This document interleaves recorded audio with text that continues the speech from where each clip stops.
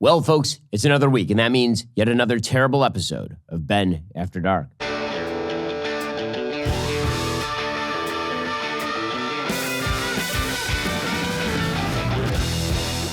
Well, God may have rested on the seventh day, but President Trump does not. This past weekend, the president was active and off the leash for social media, most likely out of pure boredom or his undying desire to troll and troll and troll some more. But, as always, the left took it as gospel and freaked the F out. First, President Trump had some ideas about where to jail some of these illegal criminals he's been rounding up. And, well, I'll let Sean Connery tell you the details. Welcome to the Rock. That's right. He wants to reestablish the hardest of hard times at the historic Alcatraz Island. Through a post on Truth Social, Trump announced he was directing the Bureau of Prisons, the Department of Justice, and I have to assume the ghost of Phil Hartman. The next day, he and 4 other inmates took turns pissing into the bitch's ocular cavities. He's commanding them all to reopen a substantially enlarged and rebuilt prison. William Marshall III, director of prisons, would later respond by ordering an immediate assessment to determine next steps, such as estimating the cost and figuring out how they will finally stop inmates from using posters to cover up escape tunnels.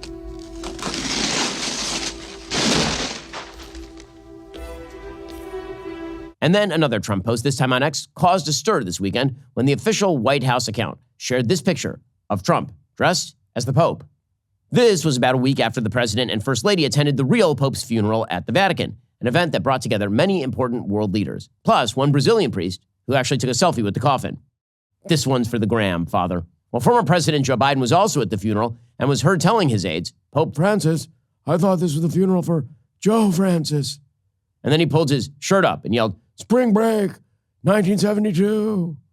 Very embarrassing stuff from the former president. Well, President Trump would later tell reporters he had nothing to do with the doctored image, saying that maybe it was AI, leaving open the possibility that it was actually a real picture. You never know. Then he told the media they couldn't take a joke, TP'd the Vatican, and sent pizzas to the conclave without paying. By the way, it was clearly a joke. The Pope has been, at least since the Borgias, celibate, and I don't think that one's on the menu for the Donald. There are 7 deadly sins. President Trump has engaged in at least 6 of them. The only one he misses out on is sloth. So yeah, I don't think he's going to be the Pope. Unless Mike Pence has the courage. And yet President Trump wasn't quite done with the weekend. People noticed that after the president hinted in an interview there were ways he could run for a third term, and he was not joking. Spoiler alert, he was joking. The official Trump Organization website began selling a new hat. This hat boldly advertised, Trump 2028. The hat ran rampant online, a perfect example of Trump's signature trolling, and it quickly made the left respond like that guy whose head exploded in Scanners.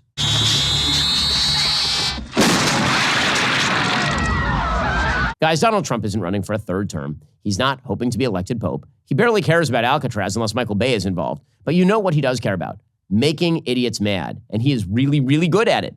Trump himself even admitted to Meet the Press that a third term is something you're not allowed to do. He did, however, mention both J.D. Vance and Marco Rubio as possible heirs to the office. And then threw in one additional suggestion a lot of us never saw coming. A new face on the political scene. Ronald Grump. Just as much as you can count on our president trolling mainstream media, you can be assured that kids are kind of dumb. It's an undeniable fact. If for some reason you needed more proof, I must present to you TikTok's Kool-Aid Man Challenge. Remember this? Hey, Kool-Aid! Oh, yeah! It's the classic TV commercial for Kool-Aid, and now it's being copied in a destructive social media challenge. Oh, yeah! That's right, kids are now running full speed into neighborhood fences in an attempt to mimic the beloved Kool-Aid Man, and in turn cause thousands of dollars of damage to unsuspecting homeowners. But I mean, this is really dumb, so it has to be an isolated incident, right? We found lots of examples of knucklehead teens charging full speed into fences. These youngsters ran into the fence in unison. Maybe President Trump should think twice about building that wall. One man has even made it his mission to find these kids knocking down fences, stating, "It's all I have." While other residents are just trying their hardest to recover from the damage. As you can see, they really did a number on his fence. The damage is extensive, and the whole thing might need to be replaced. But as for now, he's got plywood and duct tape keeping it together. I have a feeling these kids are not going to be swayed by duct tape. You know, while researching this particular story, we did find something even more disturbing than this online challenge. If there are children in the room, they might want to leave before this next image. Yes, the Kool-Aid Man wears shorts. Are those cargo shorts? What exactly is he carrying? What is he covering? What's under the shorts? I didn't want to know that. Oh, no. Well, we'll get to more of whatever this is in a moment. First, I always assumed restless sleep was inevitable. Night after night of tossing and turning, waking up with that aching back, I'd convinced myself that's just how sleep was supposed to be. And then I tried Helix Sleep, and everything changed. It's truly been transformative for my sleep quality. Now I easily fall asleep in minutes, even when current news stories are demanding my attention. What makes Helix different is they don't sell you a random mattress. They actually match you with a perfect mattress for your body and sleep style. Whether you're a side sleeper, a back sleeper, or somewhere in between, they've got you covered. They make it so simple to get your best night's sleep every single night. All you have to do is take their sleep quiz and get matched with a custom mattress based on your body type and sleep preferences. Trust me, when you find the right match, you'll wonder how you ever slept on anything else. I have a firm but breathable mattress. That's what I need. I've been on the road a lot. I got to tell you, my sleep quality has suffered because I don't have my Helix on the road. Right now, Helix is offering a great early access Memorial Day sale. Visit helixsleep.com/Ben. Get 27% off site-wide, plus a free bedding bundle, which includes a sheet set and mattress protector with any Luxe or Elite mattress order. That's helixsleep.com/Ben for 27% off site-wide, plus a free bedding bundle. Again, sheet set and mattress protector with any Luxe or Elite mattress order. Just visit helixsleep.com/Ben for this exclusive offer. You might already own a firearm. Starting with a less lethal option, however, to avoid the financial and mental repercussions of pulling the trigger, that's essential. Enter Byrna. That's Byrna. I'm about as pro-Second Amendment as it gets. I own a bevy of firearms, but the thought of using lethal force in my home, sometimes less than ideal. Luckily, Byrna's less lethal launchers are equipped with tear gas and kinetic ammo designed to incapacitate an attacker for up to 40 minutes without the unwanted repercussions. And Byrna is excited to introduce the all-new compact launcher. Sleek, slim, hits like a sledgehammer. The same size as a smartphone, allowing you to conceal carry everywhere comfortably and with confidence. This launcher fires at 400 feet per second with 41 joules of force per square inch. It's a lot of stopping power to stop those aggressors in their tracks without having to deal with the complexities of, God forbid, actually shooting somebody. One thing I love about Byrna is they are American. Over 80% of the components in the compact launcher are sourced in the United States. Their pistols are hand-assembled in Fort Wayne, Indiana. To give you peace of mind, particularly if we live in a state that has heavy gun regulations, Byrna is a great solution. Byrna is legal in all 50 states. It requires no background checks. It can be shipped directly to your door. Plus, Byrna is trusted by hundreds of police departments and government agencies around the world. Try before you buy. Thank you to Byrna for sponsoring this video. And if you haven't yet, go check out this week's episode of Ben After Dark on Daily Wire Plus, brought to you by Byrna. It's that time of year again, where out-of-touch liberal elites come together in New York City for what could possibly be the most important moment of their lives. And no, I don't mean their testimony at the Diddy trial. Yet. I'm talking about Monday night's 2025 Met Gala, held at the Metropolitan Museum of Art, or, as we are calling it, the DEI prom. This year, the theme was Superfine, tailoring black style. Don't know what that means. It was attended by musicians, actors, billionaires, and guys who created Jar Jar Binks. Miss, I don't like it. They all congregated to celebrate Black dandyism, a style and ethos that apparently dates back to the 18th century.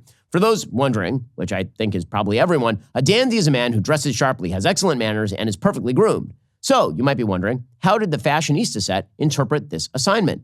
The answer is, not great. First up, here's Janelle Monáe, looking like she's standing behind one of those carnival face-in-hole cutouts where you become a cowboy. And here is someone named Teyana Taylor, dressed like a vampire in Dick Tracy or something. And Natasha Lyonne, here dressed as Laura Palmer when she washed up on shore. And Sydney Sweeney, who is hilariously being ridiculed by critics for not being on theme. But in my opinion, she's the only one who gave fans a window to her souls. Soul, singular, sorry. And here's a model, Amelia Gray, and this is real. A do-rag with a long train, and also she forgot her pants. How's she not being canceled, by the way? The only way this could be more racist is if Nancy Pelosi was there. Now that's a dandy. And here is a singer I am told is named Shabuzi. All I know is he's dressed like a door at a psychic's house, and also wearing a flying saucer on his head, as one would do were they a dandy. Not to be outdone, actor Andrew Scott dressed like he's been cemented in your front yard. And finally, this is actor Justice Smith, the final piece of evidence I needed to know this event lacked actual celebrities, and that it's apparently in vogue to dress like my great-grandmother smoking in her car on her way to a vital bingo event. Every year, the Met Gala continues to serve as the best evidence as to why Democrats lost and continue to lose. They'll paint Republicans as billionaires, racist Hitlers, and then they'll hold tone-deaf $75,000 a plate dinner where white people compete to dress as black dandies, invited only by how woke they are. The party of the people could not be less connected to what's actually happening in the world. I mean, it's one banana, Michael. What could it cost? $10? However, to prove I'm a good sport, I've given my producers free rein, something I will certainly regret, to make me, Ben Shapiro, into a dandy. Let's see what these whiz kids came up with.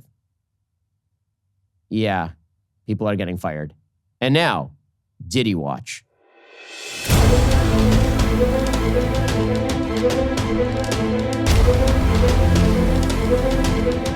The trial of Sean Diddy Combs has begun, and as they say, if the freak-offs fit, you cannot acquit. Dozens of New Yorkers were questioned this week in the hunt for possible jurors, each shown a list of more than 100 places and people that may come up during the proceedings, and if these things would affect their ability to stay impartial.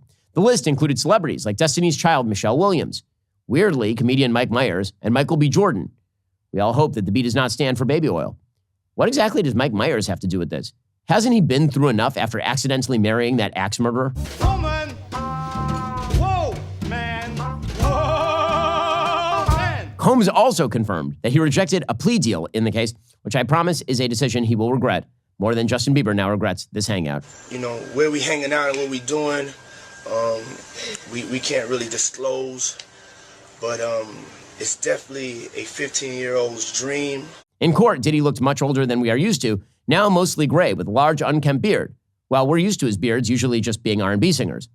One interesting moment was when a prospective juror disclosed that she had been arrested as a teen for stealing a wand from a Harry Potter store, causing Combs to approvingly nod his head at his attorneys. Experts assumed Diddy thought this person should be selected because she might feel sympathy toward his accusations. I, on the other hand, think he was just happy they were both Slytherin. Combs also requested a midday bathroom break to urinate, admitting he was a little nervous. The judge at first suggested waiting to not disrupt the schedule, eventually granted the pause, so the record still stands. The only defendant to ever be denied a pee break is R. Kelly, and that's because he wanted to do it on a juror. One other A-lister mentioned to possible jurors shocked absolutely no one. Oh yes, it's time for Kanye Watch.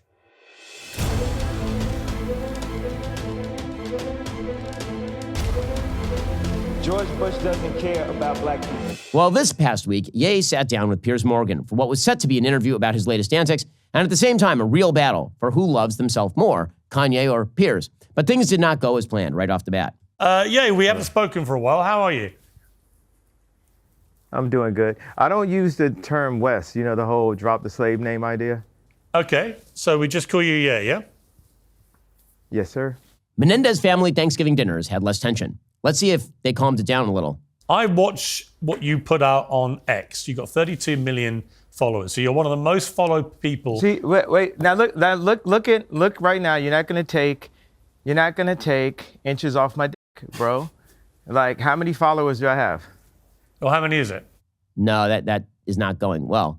This was Piers' worst interview in a while, and keep in mind, this also happened on his show this week. I mean, would you use the N-word out of interest? Yes. You would? I do, quite frankly. You use the N-word quite frequently. Well, why? Other than the fact you're a despicable racist. I want to live in a country where people are allowed to say what they want unashamedly, and you will well, go not on then, have say free it. Say you the will N- not have Go on, free speech. go on. Say the N-word. Go on. I'm No, not hang Don't on. invite. No. No. I don't want you to invite this woman to say a racially harmful term in front of me because I'm the only on here. So if she says it, I'm the victim of it. What is going on at Piers Morgan Uncensored? It's like making Maury Povich look like Robert Frost. Anyway, back to Kanye. I thought it was 32 million. How many is it? You obviously know. I mean, don't help them out. You know, they. I'm told it's 33 million now. So congratulations. You're slightly bigger following than I thought. No, congratulations. Your information is correct. You're not just some, dude trying to sub. I'm a gift, bro. Kudos to Piers, though, who's keeping calm while also platforming a neo-Nazi and helping him brag about his Twitter following. I think we know where this is going. Sir, this is what you get for now. We can circle back when you can count. Okay.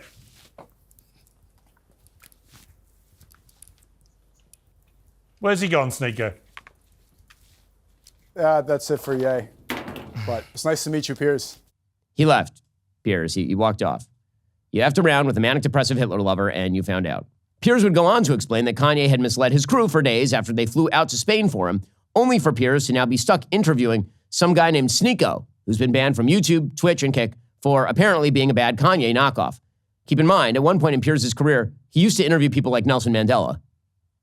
And now he's talking to the guy who wrote a song about filleting his cousin.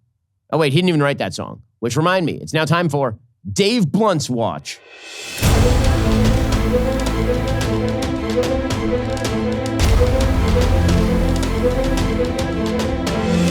Hip-hop artist, Kanye muse, and human oversized pillow Dave Blunt is currently on the Standing for What I Believe in tour, which is only funny because he can only perform while sitting on a love seat attached to an oxygen tank.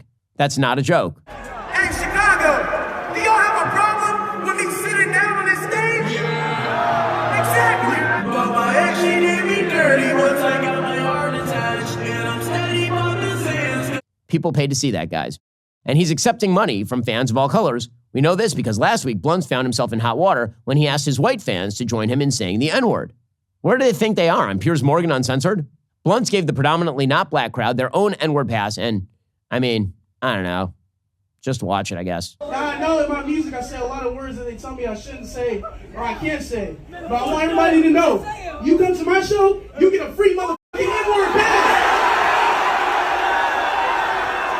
Well, I guess the good news is he's not stage diving. This has been yet another terrible episode of Men After Dark.